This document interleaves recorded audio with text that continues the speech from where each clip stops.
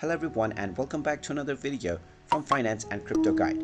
In this video, I'm going to show you how to log into your existing account on Regions Bank. So let's get started right away. First of all, open up your web browser and then in the address bar type in regions.com and press enter.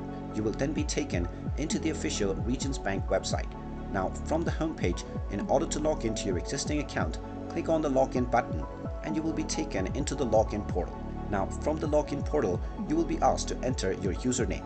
Just type in your username that you set up while creating your account and then click on the continue button.